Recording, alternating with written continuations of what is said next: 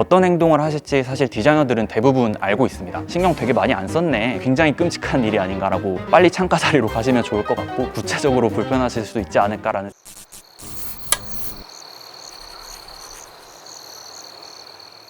네, 안녕하세요. 저는 오알크루라는 디자인팀에서 공간 디자인 일을 하고 있는 디자이너 홍정훈입니다. 저희 오알크루는 부산을 거점으로 하고 있는 디자인 전문 기업이고요. 브랜딩 일과 공간 디자인 일을 하고 있습니다. 여러분들이 어떤 공간에 처음 들어가셨을 때 어떤 행동을 하실지 사실 디자이너들은 대부분 알고 있습니다.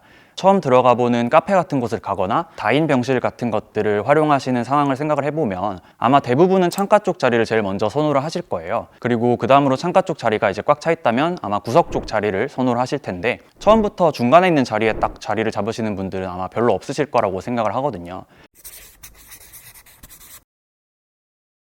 예를 들어서 우리가 뭐 바닷가나 뭐 산속처럼 엄청 뷰가 좋은 데 있는 대형 카페 같은 것들을 만드는 상황을 가정을 해봤을 때, 어떤 상업적인 이슈를 해결하기 위해서 일정 개수 이상의 좌석수를 확보해야 되는 그런 미션이 주어졌다고 생각을 해보면, 아마 아까 말씀드렸던 것처럼 창가 자리를 일단 선호할 거니까 창가 쪽에 좌석을 쭉 배치를 할 거고, 그 다음에는 구석 쪽에 자리를 배치를 하겠죠.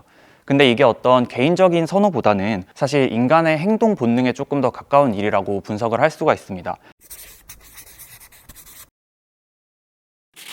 데카르트가 이제 두뇌는 환경으로부터 어떤 정보들을 받아들여서 행동을 만들어낸다라고 얘기를 했다고 하는데, 좀 햇빛이 잘 들고 그리고 우리가 외부 환경을 좀 편안하게 관측할 수 있는 창가 자리에서 편안한 감정을 느끼는 것들은 어떻게 보면 굉장히 자연스러운 일이겠죠. 그리고 또 인간들이 이 진화 과정에서 이런 것들을 몸으로 많이 체득을 했기 때문에 우리가 진화 심리학적으로 좀 햇빛을 받을 수 있는 창가 자리에 있을 때 실제로 편안함을 느끼기도 하고요. 또 창가 자리에 있다는 거는 우리가 꼭 햇빛을 받는 것뿐만이 아니라 외부 환경을 조금 적극적으로 관측을 할 수가 있으면서 우리가 가지고 있는 시각적인 공간 점유율을 높여줄 수 있기 때문에 실제로 사람들이 많이 편안함을 느끼고 선호를 하게 되는 것 같습니다. 이런 것들이 좀 잘 적용되는 것들이 우리가 뭐 드라마나 영화 같은 영상물에서 볼 수 있는 공간들일 텐데, 드라마나 영화에 나오는 굉장히 높으신 분들의 사무실 같은 거를 떠올려 보시면 아마 많은 분들이 비슷한 생각들을 하실 거거든요. 아이언맨 2에 페퍼포츠가 이제 그 CEO로 나오는 장면들이 있거든요. 그 장면을 보시면 이제 그 뒤로 이렇게 창이 완전 넓게 펼쳐져 있는데 동일한 레벨의 같은 공간들이 하나도 존재하지가 않아요. 반대로 그 방에 들어오는 사람들은 이제 역광이나 어떤 효과를 통해서 그 사람을 전혀 관측할 수 없게 만들어져 있거든요.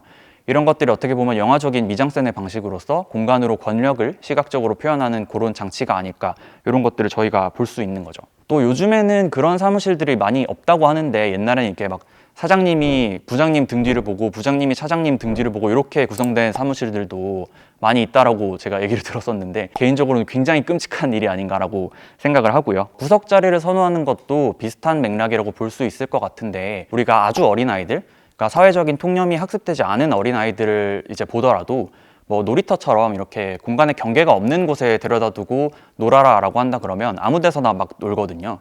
뭐 아니면 흥미로운 구조체가 있는 뭐 미끄럼틀 같은 곳에서 논다거나. 근데 보통 이제 실내에서 놀게 만들면은 저희가 뭐 보통 소꿉놀이 같은 것들을 하니까 신기하게도 이제 구석에서부터 뭔가 채워나가는 것들을 관측을 할 수 있다고 해요. 그리고 또 우리도 어릴 때 이제 의자에다가 막 이렇게 이불 걸쳐가지고 아지트처럼 만들거나 뭐 장롱 안에 들어가서 바깥을 이렇게 보고 있는다거나 하는 것들은 자신을 보호하려는 어떤 진화 심리학적인 행동의 일부라고 해석을 할 수 있을 것 같습니다. 그러고 나면 이제 중간에 있는 사람들은 어떻게 케어를 해줄 거냐라는 이야기거든요. 우리가 좌석수를 일정 이상 확보해야 되기 때문에 중간에도 자리를 두기는 둬야 되는데, 이걸 그냥 가만히 놔두면 같은 값을 지불하고 공간을 경험함에도 창가 쪽에 있는 사람들이나 구석 쪽에 있는 사람들에 비해서 상대적으로 나쁜 경험을 할 수밖에 없잖아요. 카페나 음식점 같은 오픈된 상업 공간에서는 경험의 좀 평준화 같은 부분들도 조금 신경을 써줄 수밖에 없는 부분들이라서, 이런 것들을 해소하기 위해서 굉장히 다양한 해결책들이 있을 텐데, 덜 선호되는 위치에 편안한 좌석을 제공하는 방식이 좀 보편적인 방식이라고 볼 수 있을 것 같아요. 자리가 조금 더 넓다거나 좌석과 간격이 조금 더 확보가 된다거나, 아니면 뭐 편안한 소파석이나 단체석 같은 것들을 제공을 한다거나 한다거나 뭐 콘센트를 제공을 한다거나 이런 것들을 이야기할 수가 있겠죠. 그게 아니라고 한다면 다른 공간에서는 조금 보기 힘든 경험적인 요소들, 그러니까 그 공간에 어떤 시그니처가 될 수 있는 디자인 구조체라거나 그 공간의 브랜드 가치를 좀 잘 담아낼 수 있는 어떤 것들을 중간 자리에 둠으로써 상향 평준화를 시켜줄 수 있는 부분도 있을 겁니다. 아니면 이제 구조적인 부분을 아예 보완을 해서 문제를 해결하는 방식도 있을 텐데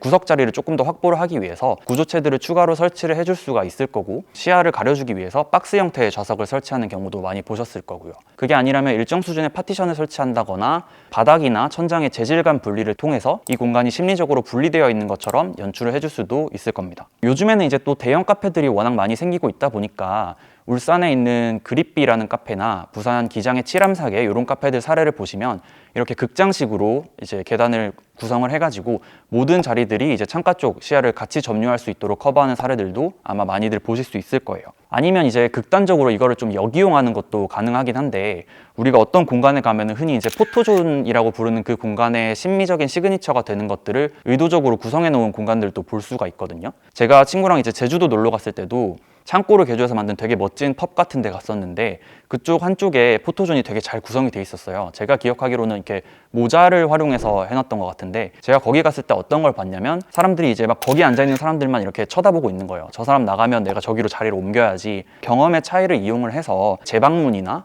뭐 웨이팅을 유도를 시킬 수도 있고요. 아니면은 어떤 특정 좌석에는 조금 더 요금을 받는다거나 뭐 이용 시간을 좀 한정해서 회전율을 높이는 수단으로 기능할 수도 있을 것 같아요. 이런 것들이 너무 좀 상업적이고 정없지 않나라고 생각하실 수도 있겠지만 사실 우리가 주변에서 이미 많이 보고 있는 것들이거든요. 극장에서 우리가 덜 선호되는 맨 앞좌석 같은 경우는 의자를 이렇게 뒤로 좀 넘길 수 있게 한다거나 발받침 쿠션 같은 것들을 제공을 한다거나 하는 것들을 이미 많이 보실 수 있을 거고 또 선호도가 덜한 맨 뒷좌석은 커플석이나 박스 좌석 같은 걸로 판매를 하시는 것도 많이 보셨을 거예요. 여러 가지 이유 때문에 공간의 만족도가 달라진다고 하면 우리가 이런 공간의 단점들을 보완하거나 아니면 이거를 역이용해서 상업적으로 활용하거나 하는 것들이 이미 돌아가고 있다 이런 말씀을 드리는 거고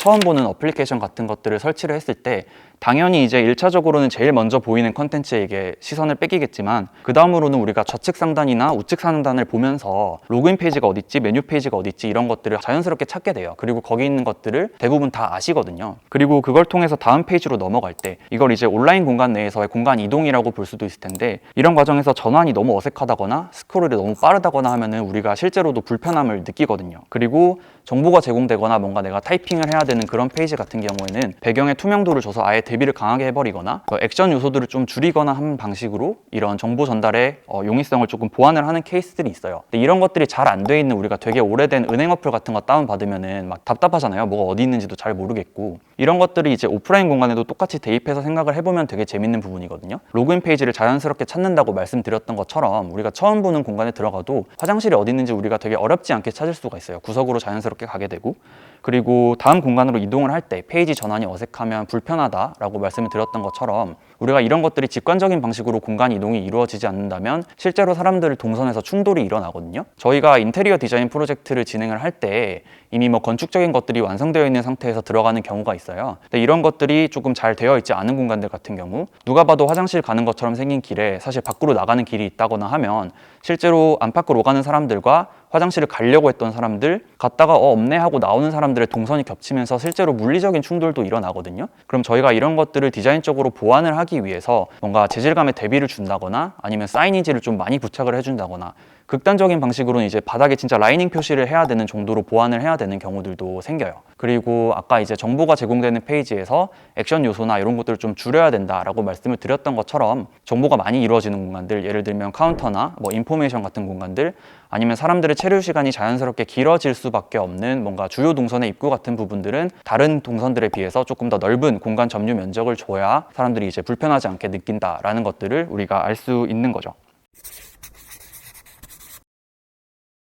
사실 모두 어렴풋이 알고 있는 어떤 상식적인 수준의 접근, 경험 가치를 높이려는 수준의 판단으로 작동한다라는 것을 알아주시면 좋을 것 같고 대신에 우리가 이런 것들을 조금 의식적으로 인지를 하고 행동을 하면 우리가 어떤 공간에 갔을 때 이 공간은 이런 것들을 보완하기 위해서 이런 것들을 했구나, 아니면 디자이너가 나한테 이런 것들을 조금 써먹어라고 얘기를 하는구나 같은 것들을 좀 알아들으실 수가 있고, 그러면 우리가 공간 경험이 되게 풍부하고 재밌어지는 것들을 또 알 수가 있거든요. 어떤 공간에 이런 것들을 연출해야겠다라고 싶은 마음에 뭔가를 작업을 했을 때 나중에 블로그 후기 같은 것들에 그런 것들을 되게 정확하게 짚어주시는 분들이 계세요. 그럼 제가 이제 되게 즐거운 마음들이 들거든요. 어디를 가셨을 때 이게 되게 그냥 신경 되게 많이 안 썼네, 경험 전달에 보완을 잘 안 했네 라고 하는 경우에는 그냥 빨리 창가 자리로 가시면 좋을 것 같고, 불편하시더라도 조금 더 구체적으로 불편하실 수 있지 않을까라는 생각에 이야기들을 해봤습니다. 제가 준비한 내용은 여기까지고, 더 궁금하신 것들이 있다면 댓글로 남겨주시면 최대한 답변 드릴 수 있도록 하겠습니다.